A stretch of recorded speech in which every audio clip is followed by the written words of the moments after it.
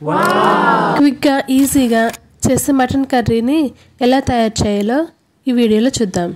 దీన్ని పలావ్లోకి, బిర్యానీలోకి, రైస్, రోటీ, జొన్న రొట్టె, సొద్ద రొట్టె, సంగట్లోకి ఎందులోనైనా సరే లొట్టలు వేసుకొని తినేయచ్చు. సో తక్కువ మసాలాతో ఎక్కువ గ్రేవీతో టేస్ట్లో అద్దరిపోయే మటన్ గ్రేవీ కర్రీ ఎలా తయారు చేయాలో ఈ వీడియోలో చూద్దాం. Let's get in to the video.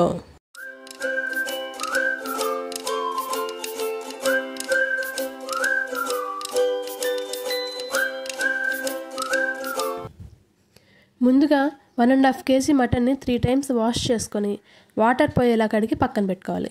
తర్వాత కడాయిలోకి ఒక 4 tablespoon ఆయిల్ వేసి వేడయ్యాక అందులోకి బిర్యానీ ఆకు వేసి కచ్చా పచ్చాగా గ్రైండ్ చేసుకున్న ఆనియన్స్ని మీడియం సైజులో ఉన్నవి 2 వేసి వేగాక అందులో కచ్చా పచ్చాగా ఉండేటువంటి పచ్చిమిర్చి పేస్ట్ని వేసుకోవాలి. పచ్చిమిర్చి మీ ఆప్షనల్ అండి, మీకు నచ్చితే వాటి కారాన్ని బట్టి మీరు అడ్జస్ట్ చేసుకోవచ్చు. నేనైతే 2 teaspoons వేస్తున్నాను.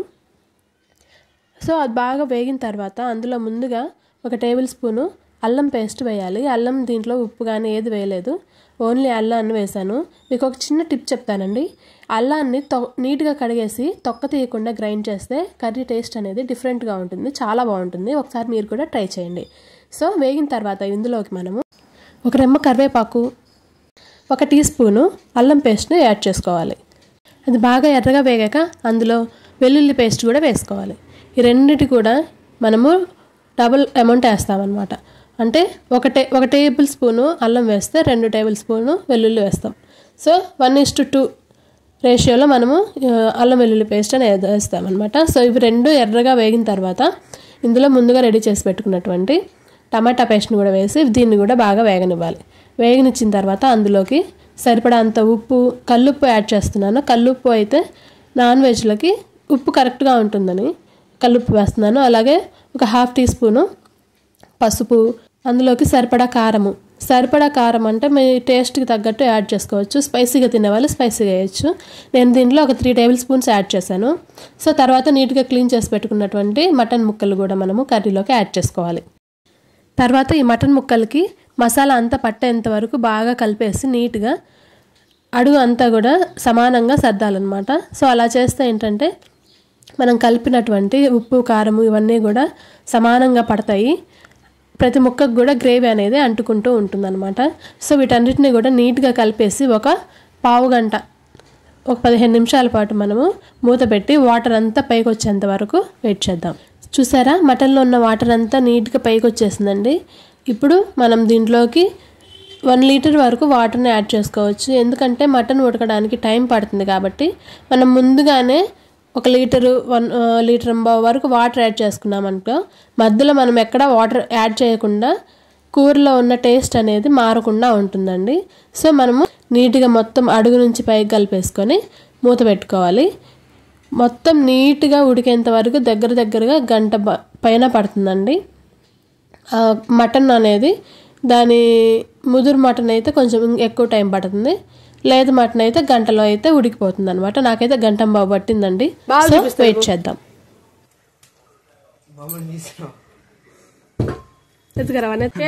చిట్టి ఏది కోతి చెట్ల మీద లేదే, వచ్చినప్పుడు చెప్తావా. 1 hour తర్వాత మటన్ అనేది మెత్తగా ఉడికిపోయిందండి. అలాగే దాని మీద ఆయిల్ కూడా పైకి వచ్చేసింది. సో ఇందులో నేను వేయించిన ధనియాలు, కొబ్బరి 2 కలిపి గ్రైండ్ చేసిన పౌడర్ని ఒక 2 tablespoon యాడ్ చేశానండి.